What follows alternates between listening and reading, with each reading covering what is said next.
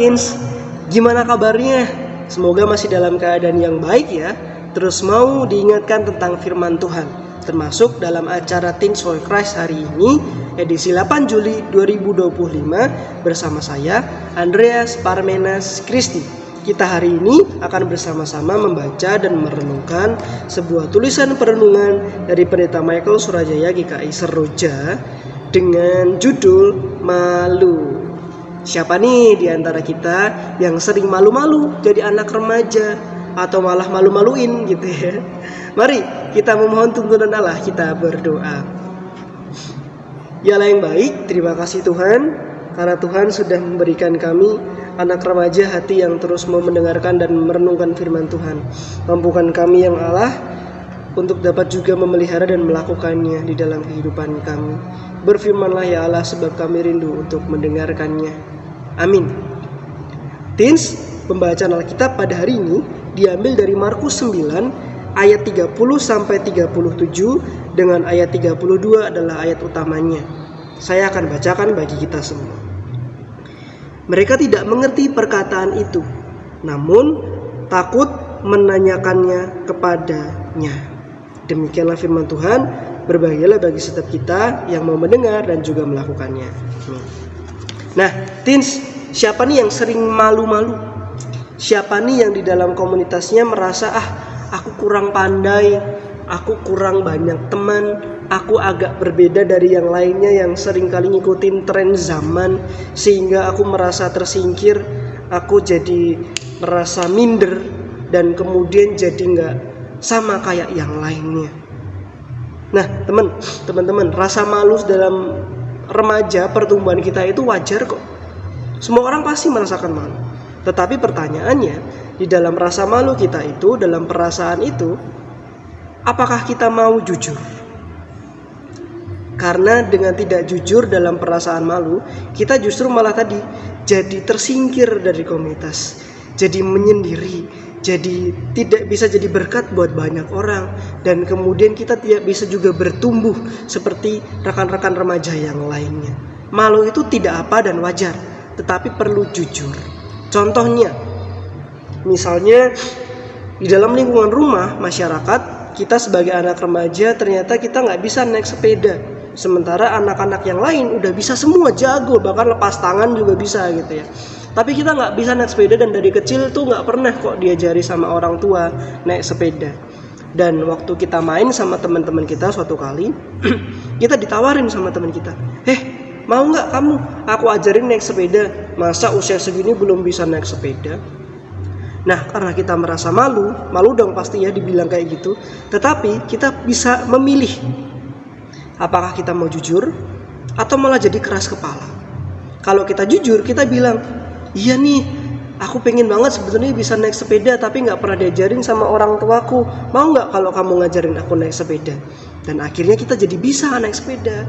Tetapi kalau kita malah jadi keras kepala, ngeyel gitu ya, dan kemudian malah menarik diri gitu ya, kita malah jadi bilang sama teman kita yang niatnya baik mau ngajarin kita, dia malah bilang kepada kita malah bilang kepada dia, ngapain belajar naik sepeda? Toh juga kemana-mana aku diantar kok sama supir naik mobil, enak tinggal duduk diam, gak usah belajar lagi.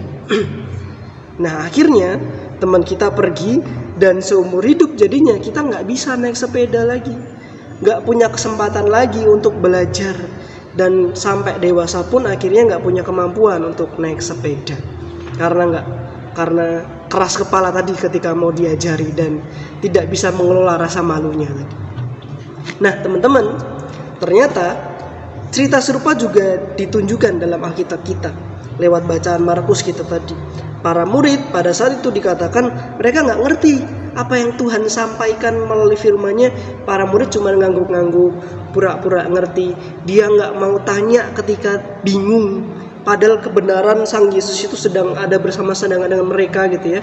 Tetapi dia nggak mau tanya karena malu, takut dianggap sebagai murid yang paling bodoh, takut dianggap sebagai murid yang nggak ngerti apa-apa, takut dianggap sebagai murid yang menyusahkan, nggak sama kayak yang lain.